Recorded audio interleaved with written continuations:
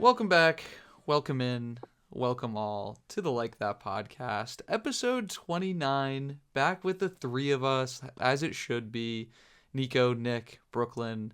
Guys, did you miss me last week? First episode without me? Come No. on. No. I missed anything too exciting? For getting into the Jokes. I No, you did. were I missed. did listen. I did listen, just in case I caught a stray. Nico was No. doing bigger and better things, pursuing his career. So, Yeah, my career in The only- basketball. I put up 7 points that night. yeah, I still will hammer your under of 10 every single time I see that line. I don't think you're cracking that double digit. Well, Yeah, 10 is. that's the instant luck. If you're taking me to get 10 plus points, the value there is immense. I mean, you're talking a line that's probably plus 300 going into the game. My 7, let's see. I had a layup pretty early in the game. That was cool. I hit a 3, which the jumper looked horrendous, but the ball hit the front of the net, jumped straight up in the air, went right in, like I thought it was. And then I had a putback. Who would have thought? 5'8" on a putback. That's all the guy next to you contending for that board is the question. See, I don't know Yeah. if this is a good thing for me, but we found out today that the league they told us that we can all download an app, and it tracks our season stats. And starting this week, they have it'll automatically give highlights. Like they have a camera that's going to be at the games for men You were directly. paying for this league, dude. It was Yeah, what? I'd say the price per game with a roster of 9 people was like $18. And they're giving you highlight reels like. Yeah, man. Yeah. They didn't update it after game 2, so game 1 it just shows that I averaged 7 and 5 and shot 50% from 3. I hope the app glitches. I hope that stays. Mitchell Robinson. I was gonna say the only thing that you missed really from last week was our brackets, our champion brackets. Yeah, of which we never got yours, by the way. Yeah, no, Well, I kinda- I made one. I forgot to send it to you guys beforehand because I know you wouldn't be able to see it until the playoffs started. But I did hear Nick making a joke that I would pick the Thunder to beat the Celtics, and that is exactly what I did. Oh, surprise! I I also made the joke of if I had one chance to guess Nick's finals game and finals winner, that I knew it would be Thunder Celtics with the Celtics winning. that was a gift. I think you and I were talking about this Yeah. episode earlier in the week, and I was like, well, I'm picking the Thunder. We know Nick's gonna pick the Celtics to beat the Thunder, and that's where I thought you were gonna be the curveball. And yeah, I mean, picking Cleveland to go to the finals. I am. I was gonna say I am the curveball. We Yeah, we all agreed that Cleveland was going to go to the ECF, which I think is interesting. I say it's interesting, but if you've been listening to the podcast, I think the last month, I think each episode hasn't been so high on the Pistons outside of 1 week of flourishing and Tobias Harris being my player of the week for 1 week. Shout out Tobias. But yeah, they lose game 1 to the Magic. That's pretty big there. But we're gonna get into what we've seen so far in a little bit. But yeah, to wrap up my bracket and overall, I think it's cool that we all have Cleveland going to the ECF. I think my biggest upset that I took was the Hawks to beat the Knicks, which looks good after game 2. And outside of that, I mean, mine was pretty cookie cutter. I have the Nuggets advancing, beating the Spurs, and I think that's probably I don't know if that's too crazy. I mean, Jokic is actually Jokic is trying now. People forget this man. He spends 82 games of this regular season dreaming about his horses, and now he's like, okay, now I got to suit up. But that series has been pretty entertaining to watch so far. There's a lot of good series right now. It's competitive. every Denver Yeah. Nuggets series is entertaining. I feel like I you go mean, through yeah. the years. We're about. I'm just meaning the playoffs in general. We got our picks coming up for some of these games, of which Nick and I are both on the same game. But I don't know, man. The playoffs has been a weird start. The Lakers being up 2-0 against the Rockets, and Nick, that video you sent on TikTok earlier where you're Braun's out in front, and KD's back finally, and your Rockets team could probably beat the Luka-less and Austin Reeves Lakers, right? And then Aaron Holiday falls on the ground. You're like, oh, it's all right. Amen Thompson's right behind 40-year-old Braun, right? You still got a chance, and then Sengun just trips over Aaron They- Holiday. You're like, what is Dude, like? it's so embarrassing. I saw another video where it's like, "Hey LeBron, remember 2018? You brought no names. Yeah, we're gonna have you run that back, like the slow motion." And it's Right. like, Marcus Smart, you're gonna take everything tonight. It's gonna be one Yeah. of your good Dude, nights. shout out Luke Kennard. The stretch that he's had, Yeah, like dude. Nico's trying not to laugh for like a different reason because we had an NBA franchise where like Luke Kennard like was regressing in his career and then got traded to the Lakers. I was the Lakers and then boomed and became like a 93 overall. It was the weirdest thing. You know the And you Nico know has permanent the PTSD scars. meme. With the soldier.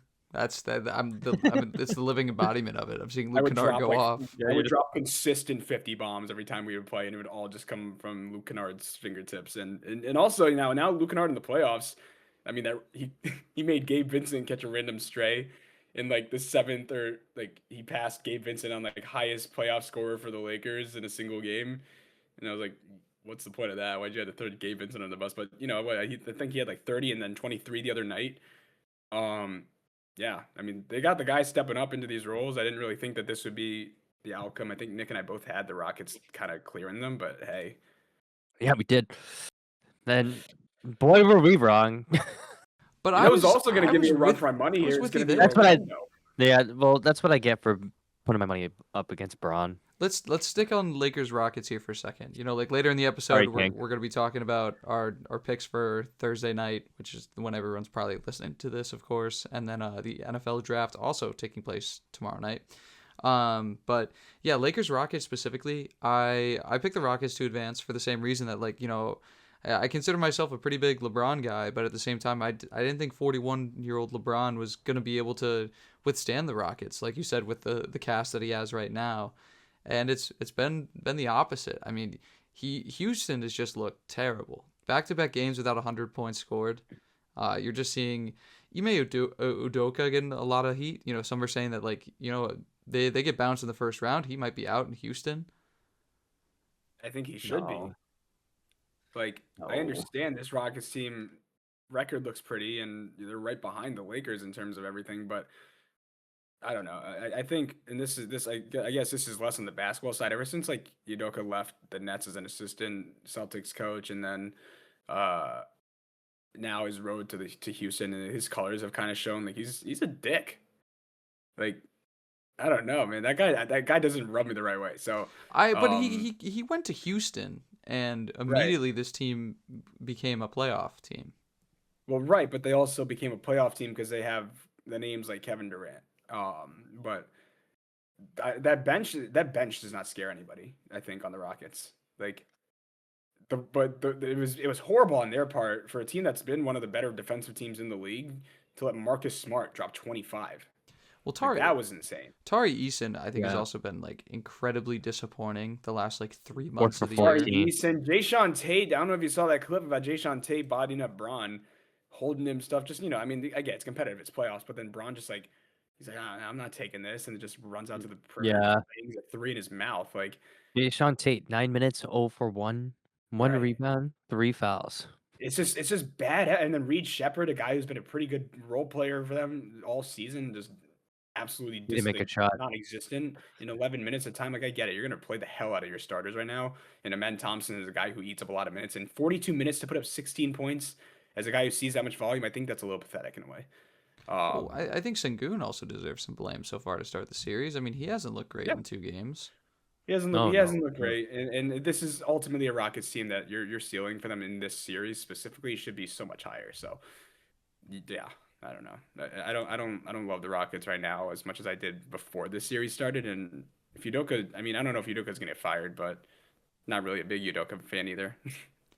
For me, it was I had the Rockets taking this series just because the Lakers are so shorthanded, and I think everyone did. who says they still Yeah. can't? I mean, again, shorthanded and we've only seen 2 games, and this is an old man LeBron, and we've had to see him take. He spit out the quote earlier this year saying he goes to bed active, he wakes up doubtful. And to ask him to be the first option through multiple playoff series, yeah, again, I'm a big LeBron guy, but how much gas is in that tank? Houston definitely is still capable of coming back in the series, but it's the Rockets, they were struggling to really end the season overall, and this was just like when looking at my bracket, I was like, the Rockets don't deserve this. They don't deserve to advance. They just got lucky with how the Lakers are currently staffed. And yeah, I thought that they at the very least could get through this, but Unk still got it. Unk still got it. Windmill reverse dunk game 2. Oh my god. If there's one athlete that I can be wrong about that I won't be upset, 1, Tom Brady, but he's retired. 2, LeBron. Like, it's okay. When were you going to be wrong about LeBron? What you mean, like in this series? No, we literally just said that the Rockets were gonna full throttle the Lakers, and the King just said, "Hold my beer." Turn back hold the that, clock hold or that I'm okay Chardonnay. with that. Yeah, I'm okay. He is LeBron James. You're putting him up in the conversation, and he's literally probably the front runner in the conversation against Michael Jordan. Like, obviously, not going to be surprised when he pulls out some vintage moments, and not going to hate him for it either. That's the best player of all time, in my opinion. So, ooh, spicy. Little go to. I'd say there'd be a go debate, but I feel like there really isn't a Jordan stand in here. I mean, not here, yeah. No, not in here. Anything else you want to touch on Lakers Rockets? No, it'll be interesting to see how this unit plays on the road. Yeah, pray for momentum. Houston right now, but yeah, I think that they could possibly take one here back home. Series kind of flips a little bit. I don't necessarily want to say that the Lakers have gotten lucky with how well they have been able to play, but I don't know if that's the caliber of team that they are without the 2 that they're missing. I just want to bring up for all of maybe 2 statements, just because I don't think the series really needs to be talked about too much. But Celtics losing game 2 to Philly, this is a Celtics team that is, you go through the last 4 years. There's been a first round L that is really confusing in a lot of ways. Like, remember the Hawks gave them trouble not too long ago, and so you see that loss. You look at the box score and you see that Philly just was really efficient, and the Celtics were sub 30% from 3 on 50 attempts. So, when you live and die by the 3, sometimes you are going to die, and I don't think that you can kill a Celtics team in a 7-game series when they play like they do. But yeah, game 2, not the best game for the Celtics, but I have no doubts that they advance. VJ Edgecombe 30 points, man. I did not see that coming. He was balling last night. It looked pretty ugly. Also, Peyton Pritchard just didn't look great. The shooting wasn't there. I mean, Jaylen Brown was cooking, but they kind of the Sixers' momentum was too hot, and they couldn't get on a start. Just kind of foregone after that. I'm not worried about it. I mean, going down to Philly, not worried, but I figure I was shocked. If there was a game that they were going to drop, I was going to expect it to be either 3 or 4. I didn't think that they were going to lose at home. Now, in my opinion, Boston is the more dominant team, and especially when they can get hot, like I think Boston's more of a shutdown team. But even without Embiid, Philly is a purebred scoring team. Like that. I don't think they're necessarily the craziest defensive unit you'll see, but you got guys like Tyrese Maxey and Edgecombe and especially without Joel Embiid, someone's got to step up. And I like Tyrese Maxey when he's hot. Like he's genuine volume scorer. And Edgecombe, him having one of the best nights of his rookie career so far, just in the playoffs, like when that mattered the most. Like you never really know who's gonna do it to you with this Sixers team. But the thing is, like they can go on a tear real quick. So I don't have really doubts that the Celtics are still gonna come out of this one. But it is something to note that like Philly is a team built on high volume scoring. Yeah, I think Philly's a very fun roster on paper, a very fun roster on 2K, but I don't think they withstand the Celtics. I think it's going to be easy very pickings. Fun roster on 2K. Another thing that I just want to just when you look at the playoff landscape as a whole, you mentioned that we've seen some great games. I think Brooklyn was saying that it's been weird. And yeah, I think there have been some surprises, like Portland stealing game 2. Obviously, you look at the Nuggets and Timberwolves, a series that we've been pretty torn on as a group. I think the Nuggets go far. Brooklyn really likes the Timberwolves. That series is split. Obviously, Orlando, as we're recording, we're Pistons Magic are playing game 2, but Orlando steals game 1. You see the Hawks again. They stole a game on the road, and the 76ers. So some surprise wins. But where do you guys want to jump to next? We can pivot to Denver if we want, because I feel like Denver. Yeah, Yeah, wherever you feel like you're adamant, you have something you want to bring up about the I series. wanted to pivot. Yeah, I mean, I wanted to pivot to Portland real quick. well, yeah. Shout out Scoot Henderson, man. That makes me so happy. Don't get me wrong. Wembanyama going out after playing 12 minutes with a concussion is huge, and with a concussion, if the NBA is like the NFL, he's not going back in until he's good. And that might take a little bit of time here. That significantly hurts the Spurs right now. Like they are still a great team. But do they still make it out of the first round without Wemby? And I think that's a yes. Yeah. I'm a little hesitant to say yes. I'm hesitant. And I think the Spurs have plenty of weapons to still do so. You got what? No, Nico's face. You know that meme of the guy in the glasses where he's just like, "Let me get and then the guy behind the counter's like, like that. That was Nico. But like the Spurs roster has plenty of like talent and still some very, especially some young talent. Like Stephon Castle out of that draft class to me was probably the best player in the top 5.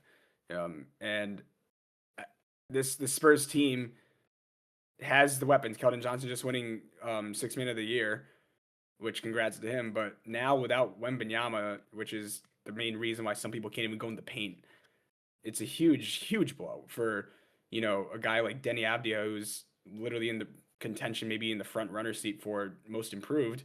Drew Holiday, plenty of experience and still a shutdown defender. Jeremy Grant, I mean, I don't know what the hell he's been doing recently, but still a guy who's got potential.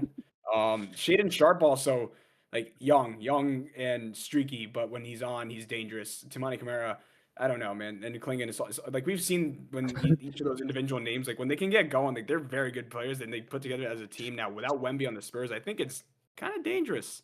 You just like went down the Trailblazers roster and like gave each one of them a kiss. No, I'm not talking about. This is a 7 seed. Like yeah, like it's a 7 seed that's now playing a Spurs team without their bona fide best player and who was in talks as a maybe MVP. And it took a Scoot Henderson masterclass to win by 3. But I mean, you don't know who's going to have a Scoot Henderson masterclass next. Wemby. After Wemby went, I mean, their rebounding leader last night was Devin Vassell. With a 6'5" guard. Yes. I don't know. I view the series a lot like the Celtics series. I mean, yeah, you should be worried if Wembanyama is going to miss time, but this is still a Spurs roster that is just better overall, better coached. So, but you take Jaylen. I think it's Celtics right now. You say I think it's better. No, I think it's better, but like when you definitely look at it matchup wise, like Robert Williams and Donovan Clingan, like this is best case scenario for them. Like I think the Spurs is a better team, but it's definitely gonna make it harder for this young core to get past like a Portland team that can. Say Wemby is out the next 2 games. Yeah. Say they let me say it. Yeah. Say I think they win. I think they win. I just think it's closer than what people are. I think it's closer than what people are gonna think. Also, they're playing in Portland. I mean, home court advantage. Brooklyn, Wemby misses the next 2 games. How confident are you that the Trailblazers would be able to go and take both those games? If they're home. When's the last time the city of Portland had something this exciting? Damian Lillard. Which is how long ago?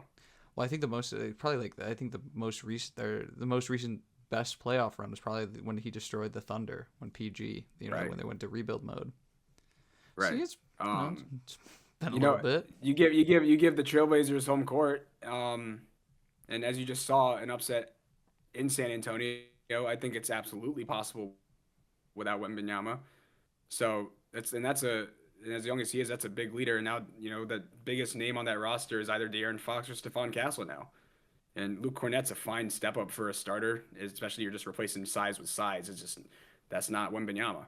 And now guys like Klingon, who could be much more dominant than Lukanut in terms of impact, get a chance to kind of have their not have their way, but have. So what odds do you think Portland could sneak both games at home without Wemby? Sorry, hold on. I just was on ESPN, and as you were as I was talking, a Dr. Pepper ad just decided to full blast into my ears. That wasn't doing that on this page for like the last 5 minutes that I've been looking at it, and all of a sudden just a massive Dr. Pepper. Just so much ear rape in my ears, carbonation but- in your ears. I mean, yeah, it feels like it. What did you just ask me? So Portland, what do you think are the legit odds of them taking both games 3 and 4, if Wemby is not playing? For both of them, I could say 57 to 60% chance. So you think undoubtedly Portland is going to split the series? They're split the next two. 57 is borderline. No, because that's 2-0. That's 2-0. So what are your odds that they at least take one game if Wemby misses? I say they take at least one game. I say they take at least one game, especially at home. Say the 57% chance cashes. They are up 2. They take the next 2. Wemby comes back. Trailblazers up 3-1. Do you still take if the Spurs are sitting at plus 100 to win the series? What are you doing with that bet? And you said it's 3-1.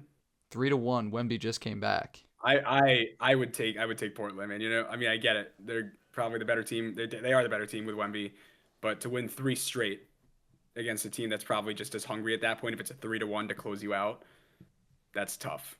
Nick, what do you think? You got a lot of talent on both sides, dude. I still think the Spurs win the series in 5. I just think in a 3-1 though. They're down 3-1. The scenario is that they're down 3-1. Portland was able to take both games on the road. Wemby comes back, and the Spurs are down 3-1. You think they win 3 straight? I've seen crazier things. Yeah, but right there, you're saying that's a crazy He's a 7'6" French man. I mean, they won their first matchup by 13. And I'm not saying that it's unconventional, but they only did win by 3 after Wemby went down. It was still a pretty close game. But I'm just saying, I don't I definitely. They're the better team, but without Wemby, Portland has a legitimate chance. And one for Paolo Banchero. Magic take the lead. But we'll see what happens with that.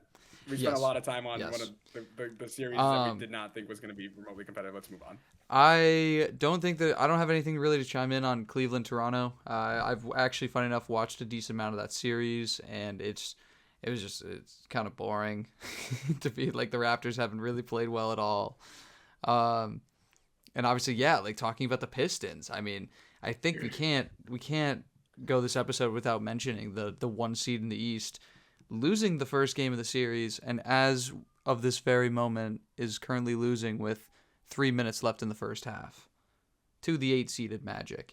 A Magic team that we said for a while, disappointing season, didn't live up to expectations, but again, you got Franz Wagner, he's returned, he's a little bit more warmed up, now ready for the playoffs. Guys, I had the Pistons advancing through this round. Do you regret your decision after game 1? Is that too much of an overreaction? No. I think the problem is if you look at the box score of the first game, it's just Cade. Really, It's this always bench that been Cade. I know, but this bench that we were praising when he went down and they were still winning games, isn't doing what they've been doing all regular season to start the year, going up against the 8 seed. They were kind of lacking. Jalen Duren really wasn't there the first game, and even looking at his first half, 1 for 4, 2 points, 4 boards.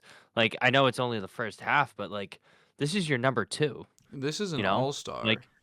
Yeah, Cade in 14 minutes, 11 points, 4 for 8, 1 for 4. The second highest scorer has 4. There's 3 guys on the court that have 4, but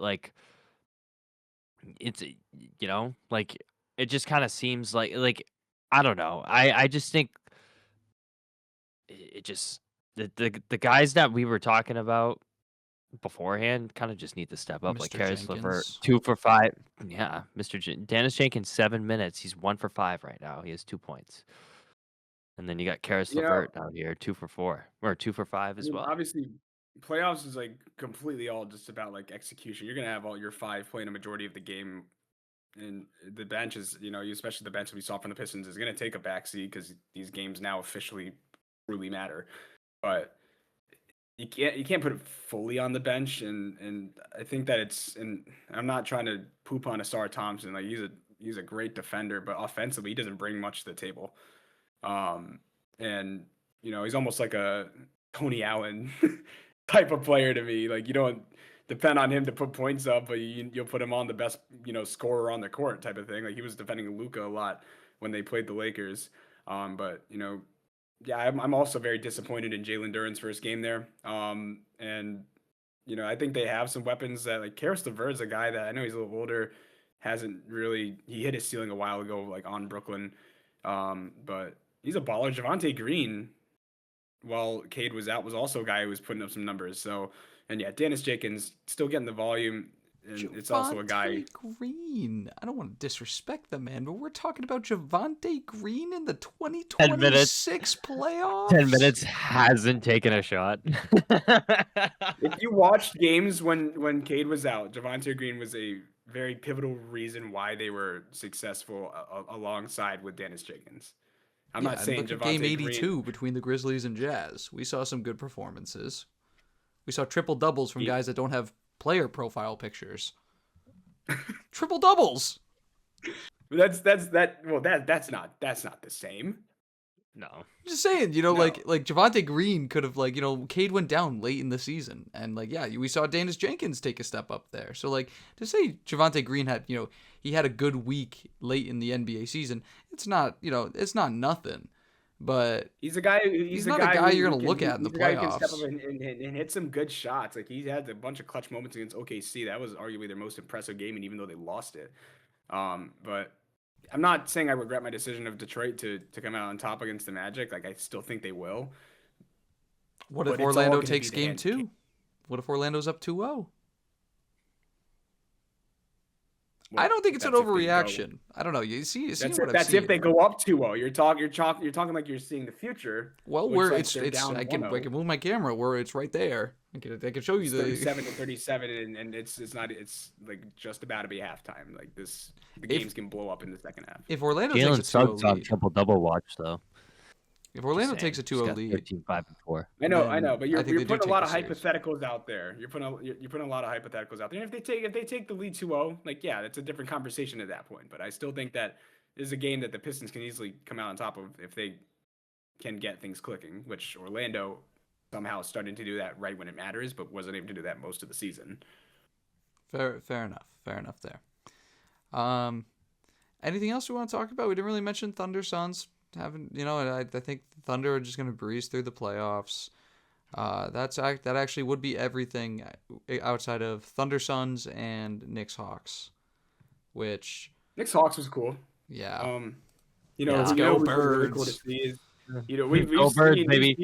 we've seen Nickeil Alexander-Walker, especially in this whole season, really step up. And I think Nico was saying this earlier, like he's not going to get a chance to win Most Improved because it favors lottery picks and all. But one of the bigger surprises was just how kind of CJ McCollum, still a little bit older, but he was on fire the other night. Yeah, he had 30. He had MSG cursing his name, and he's like, "I'm not a bad guy." Trae Young had to say something on Twitter. He was just trying, Jennifer. And him and Jose Alvarado got into an argument. And Jose Alvarado putting up 9 minutes in a goose egg versus McCollum putting up 32 in a dub. But what is this problem? What is the problem with the Knicks? I think Cat kind of a non-factor in the fourth quarter. He had I think it was in game 2. He had 14 points in the third quarter and then nothing in the fourth. Talk about the Knicks that were up 13 points late in the fourth, and they walked out of that game with an L. And we've mentioned how this Knicks team has struggled on the road. If there was any team that needed to win both games at home, it was New York. Right here. Not only that, I mean, if you look at the box score, game 2, if they made one more free throw, 2 more would have been different. They went 17 for 27. They went 63% from the line that night. Guess Atlanta's record at home in their last 15 games. I'm gonna go something stupid. Probably 13-2, 14-1. I'll go 12-3. 14-1. Yeah, Yeesh. That dates back to yeah, like that's February. insane. That's insane. Also, the Hawks were kind of a team that very much had to keep playing. Like every game was really going to put them in some different situation. So I mean, that effort level has been there for all the way up until the end. I think a lot of this Hawks roster is a lot of talent that I think has been like disrespected through their career. If that's a great, I know Jalen Johnson obviously has just become a rising star, but again, McCollum, he was always a good player, not a great player, but he showed out in a big moment. Nikhil Alexander Walker. I mean, it's weird to see a guy where he's in year 6 in the NBA, and he went from a career high of like 12 points per game in a season to over 20.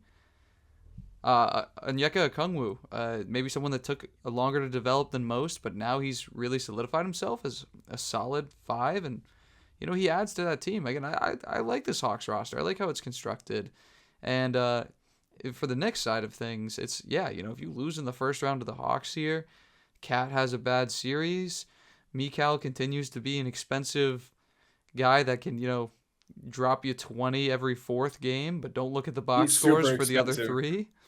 He's super expensive for the non-output he puts up for that money, man. Well, dude, it's so good to see as a Nets fan. How did the Knicks those get open court gym sessions? It's expensive, dude. When you gotta hit the gym like he does, it costs a lot of money every day for practice. How do the Knicks get better? If they lose this first round, what are the vibes in the front office going to be like? It's like something's going to have to change. You're going to fire the head coach? You're going to try to... Mike Brown has been head coach in New York for how long? Not long, and he's a good coach. Right. I was going to say, I don't think he's on the hot seat necessarily, but no, something's going to have to change.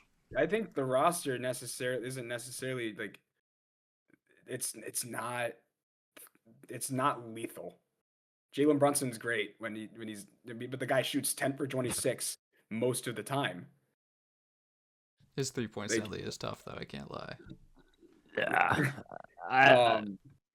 OG Anunoby's a great 3-and-D. It's just like he's also a guy like McCall puts up like 14 or 20 or like 8. This team, I think if they lose, Cat's probably gone. I think Cat's gone as well. It looks so good, and it's like, what are they really missing? It's like maybe a 2. Like if you ask me, like I think if you ask Knicks fans right now if they would rather have, if they had to pick 2 of Mikal, OG, and Dante DiVincenzo when he was on the Knicks at that time, I think in hindsight you don't let DiVincenzo walk. I feel like a 2 is what's really missing on this team. Yeah, I know. I agree. But I want the Birds to win. Outside of that, any thoughts? Any final thoughts on the playoffs or on the first round? At least what we've seen so far. Perfect. On my end. I was funny enough going to start with our bets for the day, but we just rolled right in. Didn't want to break up the flow state that we entered as a group. And it works out well because of what we were just talking about. It kind of just leads into my pick for Thursday night's games. It is Hawks money line. If you want to be a daredevil, if you like -110 and you're like, that's too risky for me or too safe for me, what's the spread? You want to take -1.5 at 102, I'll give it to you. But for what, 0.008, I'm gonna take that 1 extra point, and I'm gonna take the Hawks money line again, 14-1 at home, and they're currently favored. Yeah, they are. That's crazy. They're favored, and That's insane. you didn't deserve to win game 2. Again, you came back late in the 4th. You kind of stole one away, and you combined a Hawks team that's been great at home plus a Knicks team that's not good on the road. Sounds like a little cha-ching. I like it. I would put coin on it. I would also. I would love for the Hawks to win. I think that would kind of mess with my bracket and all, but that's a sleeper team that I would not mind seeing mess that up in a way. If there's one upset that I would want to happen in the East, I want the Knicks to lose, especially in the first round. That'd be awesome. Yeah. No, me as well. I'm a Nets fan hating on the borough when I'm literally on the other borough when I'm literally the worst team in the city. I'm right up there with the Jets. But I want to see the Pistons lose. But my pick for tomorrow's games, and it's weird because I took Minnesota +6 before the first game, and they lost by I think 9. 8 or 10. They lost by 9, and now that line is shrunk even more to +2.5 now. So, but I'm still gonna roll with Minnesota, taking a game against Denver. 119 and 114 finish right there, and the prime reason there is Denver still is one of the lower efficient defensive efficiency teams in the league. And they are among, I said it on either last week's episode or the one before that, but among some of the bottom barrel teams in terms of their defensive efficiency. And you have purebred scorers like Anthony Edwards there. And Nikola Jokic is absolutely trying and is still a beast. But I think that this matchup, in terms of how inefficient Denver is at being able to stop their opponents, it still kind of favors in a way Minnesota in terms of the scoring. Now, of course, you got Jamal Murray and Nikola Jokic on. That's a different story, but the stats don't necessarily point to Denver being a team that, again, stops these high volume scoring teams. So I'm gonna go Minnesota +2.5. I might even sprinkle some on their money line now that they're gonna be home for the next two. Well, to stay around the scoring aspect, my bet is also in this game. I'm taking the under on the total at 233.5. This is actually the highest total in tomorrow's games. There's 3 games. The 2 other ones are 218 and 219. This is the highest one. I like this line for the under because in the first 2 games, both teams are averaging 225 total. The kind of theme in this whole first round between these games, only one playoff game has hit the over. That's They say it's a high crazy. line. That's no, but Yeah, that line itself is like That's like high. that. yeah, There's only been what have we seen playoff games wise? Like we're at like game number like 12, 13 total. yeah. Like I think the only game that went over was I think game 1 in the Cavs Raptors series, and that was the blowout. But all these other games have been pretty close, and I mean even right now with the Magic Pistons game, they're not even at 100 points at halftime. So these playoffs have been pretty nitty gritty, and like to kind of go along with that, both of these, like Denver especially in their first 2 games, have shot the 3 ball really badly. Most of their points are coming from the 3 throw line, so they're only getting 2s, but they're averaging like 30 attempts a night. So I'm kind of relying on that whole theme of them not being able to shoot the ball going into Minnesota. I mean, these playoffs have been nitty gritty, and especially this series has been kind of down to the wire these first 2 games. So I think it's going to be close. So I see, especially with this high line, I like the under here.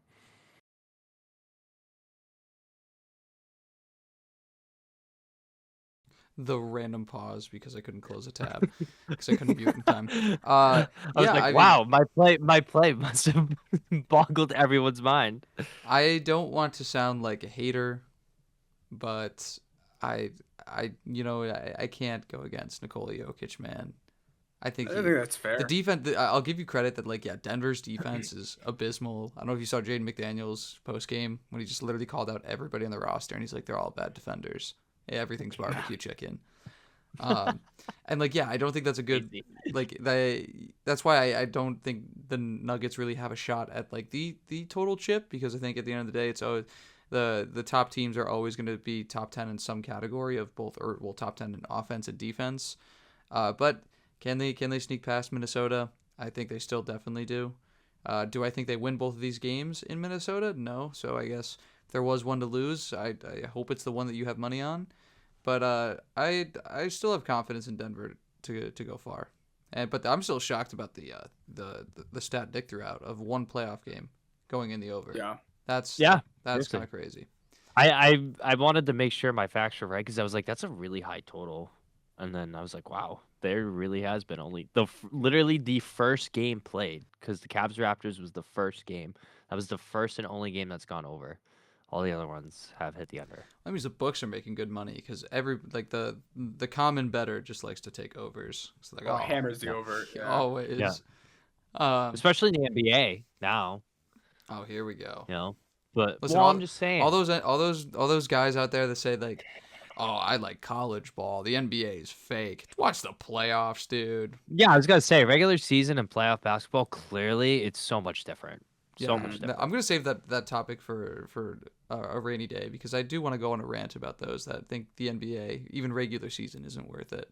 But not a conversation for tonight because the NFL draft. Thursday night.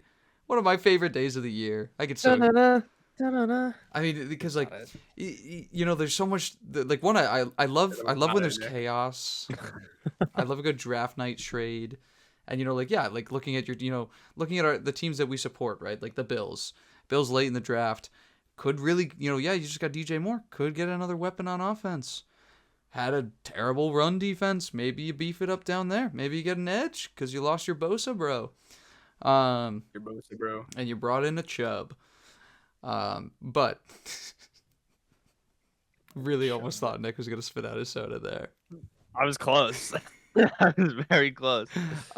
We already did a mock draft episode, and there were a couple things that I did that were like a little, you know, like now a day before, I think I would definitely change. Brooklyn, I don't know if there's anything you want to just throw out there to begin with about your thoughts on the NFL draft. Anything you really want to see specifically? Because I know you didn't really get to be in the mock draft. I wouldn't necessarily say anything I want to see specifically. I feel like, I mean, I'm not sure to you guys how much variation you have within the top 10. I think it's great. I think a lot can happen. Yeah, definitely. I think one of the worst spots to be in, arguably, is like picks 2 through 5, because Yeah, there's because your whole game plan can just be thrown out the window. there's a lot of head scratchers. Mhm. Like I was talking with Yeah. my boss, who's a Commanders fan, and I was saying to him at 7, I was like, realistically, you're gonna get something fun. You know, like I think the Commanders at that spot. I think the boring route is they draft the number 1 cornerback on the board, which would still be really cool. I think the most expected route is I think they're going to take a wide receiver, and it's probably the second wide receiver off the board at that point. Or the crazy one, if Jeremiah Love somehow falls to 7, there's no way in hell he doesn't go to Washington. And I don't don't see think he that. falls- I don't I don't see, think he I don't falls see him to 7. falling. Well, then let's start it off here then, asking you guys, what are some certainties that you think will happen in the draft? Whether it's a team drafting a certain position, a player definitely not going to a spot, or in your case, Jeremiah Love. Like just start there. You know, like where do you think the lowest he would go? Do you think that's 5? I think the lowest Jeremiah Love goes, lowest would be 4. Yeah, I agree. I I don't don't think he think goes he goes past higher than 17. the 4. Cardinals. How I think high do you the think he could Cardinals go? pick him up. Okay. I think that he's either 2 or 3. Because you know, if you're the Raiders, I mean, you only got one option really. Yeah, the Raiders, it's Mendoza no matter what. The Jets, I feel like with the Brees Jets, Hall, you're not you taking can't. Jeremiah Love. You can't. Yeah, no, no. you just franchise The Jet- tagged Hall, the Jets- and you the Jets are you have taking- something in Hall. I feel like the Jets, they're definitely taking a D lineman or an edge rusher. I think they need a D lineman. Yeah, Yeah, when we did that our too. mock draft, I went a little crazy with Ruben Bain, second overall. Since then, I would change that to Arvell Reese. Like I think the Jets are known for making a lot of draft fuck ups. You know, it's like taking shots on some guys that might be cool, and it's always blown up in their face. So I think you just go the safe route. You just go BPA at number 2, and that would be Reese. Mhm. Uh, Yeah, I could see that. I think the Cardinals are in a really interesting spot at 3, because if there's any pick to be traded in the top 5 or top 10, I think it's number 3. I think like you look at the Chiefs at 9, or maybe the Rams at 13, got teams that realistically aren't going to be this high in the draft much longer, and it's like, well, if we're only 6 to 10 picks away, how much would that cost to jump into the top 3?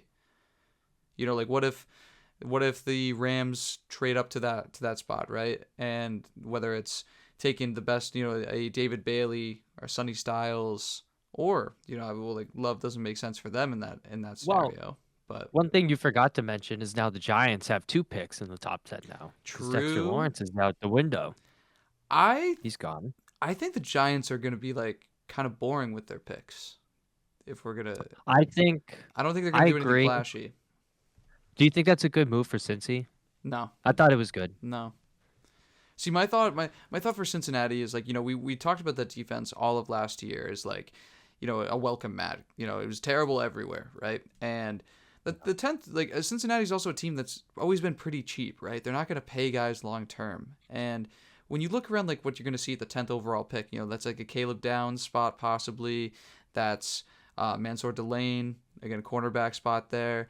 I think you could even talk about like, you know, maybe like CJ Walker from Georgia, you know, linebacker. But if you told me that the Bengals were going to trade a top 10 pick for a Pro Bowler on defense, I think the one spot outside of a safety, I think a nose tackle would have been the last thing I would have or the smallest impact I think they would have, just because this defense is so bad as a whole. You know, like I was maybe a gonna say, I maybe feel a like that legit You wasn't need a edge. corner. You that need a wasn't corner. necessarily the position that you needed to hammer down if you're Cincy. But You hey, need secondary help, man. You It's need like it bad. it's like whoa, our defense gives up 30 a game, and Joe Burrow has 2 seconds to breathe.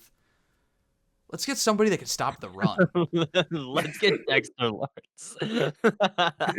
Cam Taylor Britt's good enough, like It's just, that upsets me. But I think the Giants, when I mocked, I still don't have them taking a receiver at 10, but I think they can. I think the receivers are really gonna be the deciding factor in how this draft gets, like how the draft boards get shaken up. Because you could, if you go down the list, right? Like, who says the Cardinals can't take a receiver at 3? I don't think they could. They do, but you could. I don't think they should. Oh, I mean, I don't know what their situation is really going to be, what they want their situation to they look need like help. in the They need backfield. help everywhere. So The backfield's gross. So let me know. I'm just gonna go through these teams. I'm gonna say that these, like, as I'm going through, these are teams I think at least have a decent argument to take a receiver with their draft spot. Tennessee, you say the Giants at 5, Cleveland at 6, Washington at 7. I don't agree with it, but Chiefs at 9. You can even say Saints at 8. You know, it's Olave and who? Devon Vele. Giants don't take it at 5. They're back at 10. Miami needs everything. Dallas said today they're not going to pay Pickens this year. They're going to make him play the whole year. Which is kind of insane. The Rams, Puka's not under or doesn't have an extension yet. Devontae's pretty old. Baltimore, Zay Flowers is still your number 1. I don't think Tampa would do it, but then you got the Jets at 16. Again, they kind of need a little bit of everything. So, like, yeah, through the top half of the draft, I think you can make an argument that, like, 9 of those teams could take a receiver. And I don't know how many receivers you think are in total are going to go in the first round, but I want to say 5. I was gonna say probably 5 or 6. Is there any? There's a lot of talent in this receiver draft. I feel like Yeah, it in is this the receiver class. it's Like very good there's a receiver lot of draft. there's a lot of gems here. Yeah. What are your certainties? I think the Saints absolutely go for a receiver. What are some certainties, if you have any, on the draft? Like, do you think a team is definitely going to take this position? Do you think this player will definitely go before a certain pick? I mean, my certainty is Jeremiah Love going 3. That's a certainty. For me, that's a certainty. I hope not. Yeah, I mean, I think if there's any spot that I'm locking Jeremiah Love in, I'm locking him at 4. It's at Tennessee. Yeah. Yeah. I have him going to Tennessee. I have the Cardinals taking Ruben Bain at 3. Okay. Yeah. So I think they need help at D-line. Ruben Bain, your edge rush or D end number 1. Edge number 1. You like him over David Bailey? Think about that. David Bailey's just like shot up draft boards. Bain is like That's true. is kind of just like a powerhouse that could be a little bit of a locker room headache, so to speak, but does have, I think, a pretty high ceiling. Whereas like David Bailey just, he told you what he was on the field last year. So it's like, do you take the question, a little bit of a risk, or you take the safer route there? I think one guarantee, we talk about the Saints. I know you just mentioned that they take a receiver. I do think though that they go edge rusher. I think if Bailey gets taken at 3, I think that's where Ruben Bain should go. I think I think whoever gets taken at 3, the other one's gonna go to 8, because I don't see Tennessee taking one. Giants, I think at 5 they go Sonny Styles. I think they take a linebacker, or they go offensive line help. Commanders, they're probably taking a receiver. So I really want the Panthers to take Kenyon Sadiq. If there's any one landing spot I want in this draft, I want Sadiq in Tampa. Or Carolina. The Browns are in an interesting spot. I feel like 6 is a spot that they could trade down from. But then again, they also need help everywhere. They do also have pick 24. They do need help, but like if you're the Browns and you're kind of locked as Shador likely going to be your starter if it's not Watson, I mean, you got to protect your quarterback right now. They got a sound defense. Like it's really all their offense. So you think they go for a receiver? They go for a tackle? I think that You got Fannin. I mean, who knows what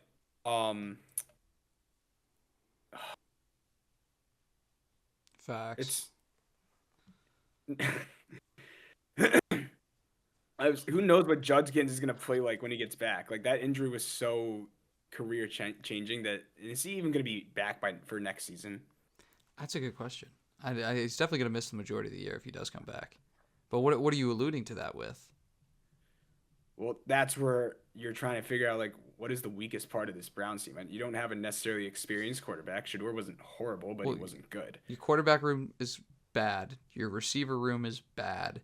Your O Bad. line, you signed a couple guys, but at the same time, like you could roll out a starting five at the O line, but like is that the best O line that you can have? I don't think so. So then the question comes down to what matters more to this team, and to me, I think it's honestly you got to start to touch up that receiver room. I agree. I think that with these two picks, I think in some order the Browns are going to go tackle and receiver, whether it's receiver at 6 and tackle at 24. Well, that's a huge change of which one.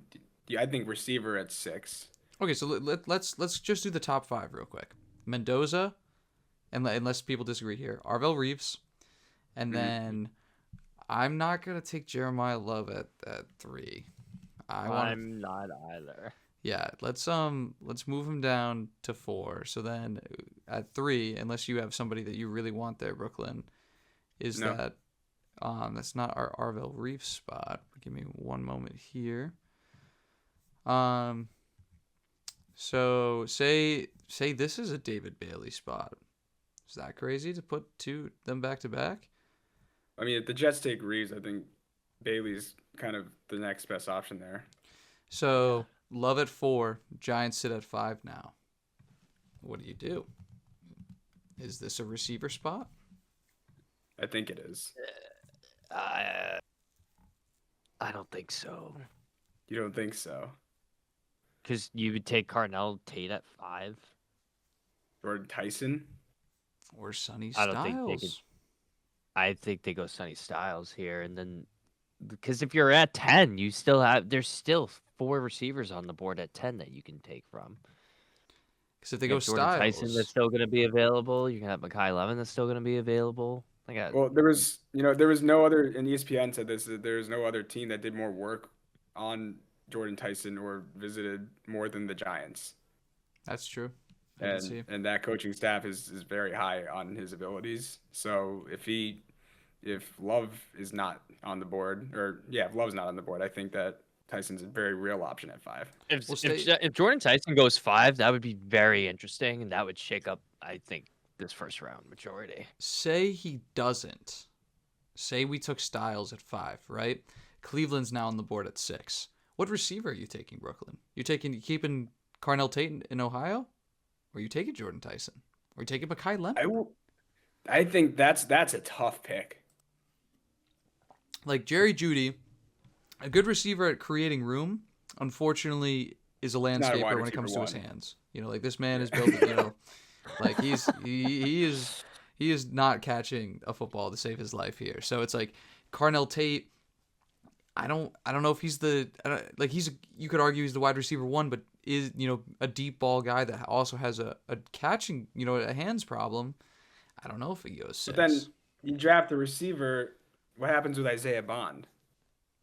He tries to follow in James's footsteps and goes into cinema. I don't necessarily. He becomes the wide receiver 3. You think he stays? He fights with Cedric Tillman, or gets charges put on him again. I don't know. What do you think he stays that far in the depth chart? Yeah, we're not talking like what the fuck did Isaiah Bond do to you last year that made you like? I don't think the Browns' offense in general was able to do anything last year. Yeah, they didn't have a necessarily competent quarterback, and I think if you do something else with Jerry Jeudy, there's a lot of wiggle room with that 2 spot. We're talking about an undrafted guy, by the way. That you're saying, what are they gonna do with him? Carnell Tate, you're not. We don't need you, brother. We got Isaiah Bond for free. I would likely take Carnell Tate. Okay. If he's there for the Browns. So if Isaiah Bond. whose photo, by the way, on ESPN is still him in a Texans, him in a Texas polo. Then this is where Tyson would go for me if this is how the board falls. Commanders at 7. I think you take Tyson here. Yeah. Could go O-line. Probably. I think Tyson's a little bit more fun. I'm just doing up to the 10th, and then I'm going to call it. Because then the Saints sit here. Reuben Baines on the board. Could also go receiver because see 3 receivers go in a row. And now we're at the Chiefs. And Caleb Downs is on the board. Caleb Downs. I think they go Caleb Downs, or they go Sword Delane. Caleb Downs, I think, would make so much sense. And now this is why I did it to the 10th, to show that the Giants can now sit here, and now you don't have to make a decision on which receiver it is. It's Mekhi Lemon. Yeah. Trade for Isaiah Bond. Unless you don't go Mekhi Lemon. You know, I think there's also is a really a true road where they don't end up taking a receiver, and they go secondary. But we're not doing a full mock draft. We just did it so soon. So I feel like the Giants go for another. Or sorry, I was assuming the Giants took Tyson. Yeah, and in this world, we didn't have them doing that. They took Sonny Styles. So do you take, we still haven't seen a lineman go off. Do you take the cornerback? But I think, yeah, if you want to get a receiver, Mekhi Lemon would be your guy. But outside of that, anything you guys want to say on the draft? I mean, I could make a whole nother episode going on. This is my Christmas. This is my Super Bowl. Pats are probably going to take a lineman tomorrow, whether it's offensive or defensive. And it's going to make me happy. It's going to be weird to say, but I wouldn't mind the Bills taking another receiver. It's definitely not weird to say. Okay, good. Because obviously DJ Moore is a huge upgrade. But what about Keon Coleman? No. It's the same argument that you're making for Isaiah Bond. No, Keon was not undrafted, man. yeah, he was like pick 33 or something. He was high. But I mean, they have DJ Moore, they have Shakir, but I don't know if necessarily much of those names are necessarily a threat. Like, I know Moore can be. But like, when you look at the Bills' team last year, was the offense the problem? I think it was McDermott's play calling. 100%. But if you had to rank the top 3 weaknesses of the Bills right now? The weaknesses is their defense, man. Is their pass defense. Their run defense was not great either. So yeah, I think this... Ed Oliver obviously was out for an extended time with his injuries, and Bosa was a massive letdown. So you could go something on the D line, but I think they're moving Rousseau to the secondary, from what I heard. What? Like he's gonna be? You mean like a linebacker? You mean? I may have read that. I swear to God, I saw that. He's gonna be a corner now. Oh, you're a pass rusher? Get ready to learn cover 3. Yeah, they moved him to linebacker. Yeah, He's transitioning to an outside linebacker. Okay. Get ready to run zone coverage. If you saw him against the Jags, like he's quick. He's quick to get downhill. Yeah, your secondary still sucks. Yeah. So maybe the Bills were the worst team against the run last year for a lot of this. Maybe you're fixing that D line. I mean, I think that is definitely a huge priority, but I wouldn't mind seeing a receiver come off the board there for them.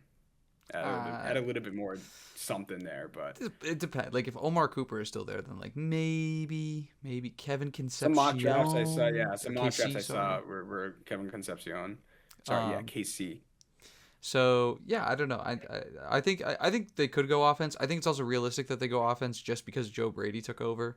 Like the OC goes and drafts a defensive guy in the first round. Although that's what I would do. There's a lot of talk about with Joe Brady becoming head coach, like that it was all just so that Brandon Beane could have someone who will not kind of talk back in a way.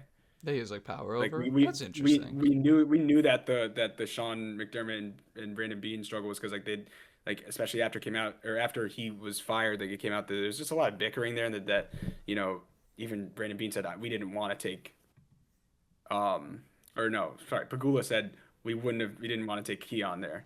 And that was. But that's so like But there's disconnect. I'm on McDermott's side.